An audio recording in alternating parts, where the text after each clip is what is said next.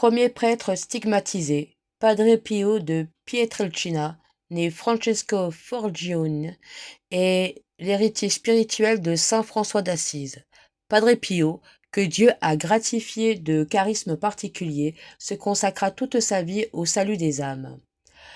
Francesco Forgione est né d'un foyer modeste le 25 mai 1887 à Pietrelcina, au sud de l'Italie. Son père, Grazio, et sa mère, Maria Giuseppe de Nunzio, avaient déjà d'autres fils.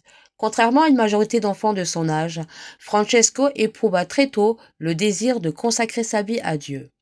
Mama Peppa a raconté: il était sage et obéissant, ne se permettant aucun caprice.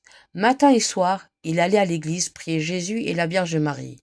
Le jour, il ne sortait pas avec ses amis. Quelquefois, je lui disais: Francesco, tu devrais sortir jouer.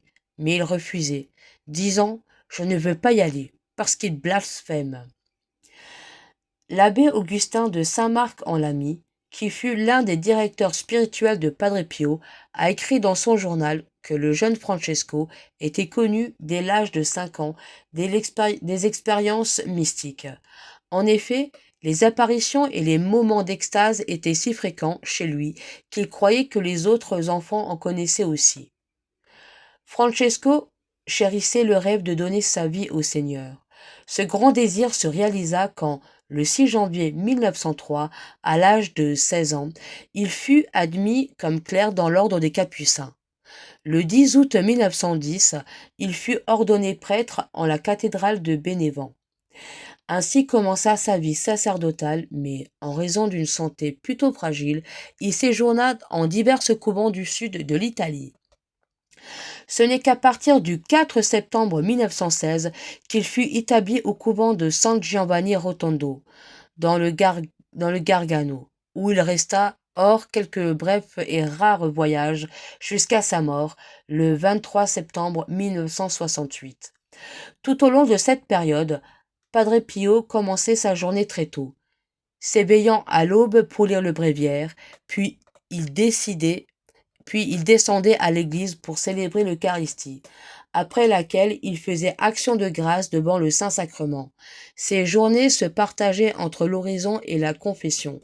L'un des événements marquants de la vie de Padre Pio se produisit le matin du 20 septembre 1918, alors que, priant devant le crucifix au sanctuaire de la vieille église, il reçut le don de stigmates visibles, qui demeurèrent ouverts et sanglants pendant un demi-siècle. Ce phénomène suscita l'intérêt non seulement d'une légende de médecins, de journalistes et de spécialistes, mais encore l'attention de gens simples qui, au fil des ans, se rendirent à San Giovanni Rotondo pour rencontrer le saint moine. Pendant des années, des quatre coins du monde, des fidèles vinrent requérir du prêtre stigmatisé son intercession puissante auprès du Seigneur. Pendant les 50 années qu'il a vécues dans l'humilité, la prière, le sacrifice et la souffrance, Padre Pio fonda 2 organismes, l'un vertical vers Dieu, les groupes de prière, l'autre horizontal vers son prochain, un hôpital moderne, la maison du soulagement de la souffrance. En septembre 1968, des milliers de fidèles et de filles et de fils spirituels de Padre Pio se réunirent à San Giovanni Rotondo pour célébrer le 50e anniversaire des stigmates et tenir le 4e congrès international des groupes de prière. Or, personne n'aurait imaginé qu'à 2h30, le 23 septembre 1968, la vie temporelle du Padre Pio de Pietrelcina allait prendre fin.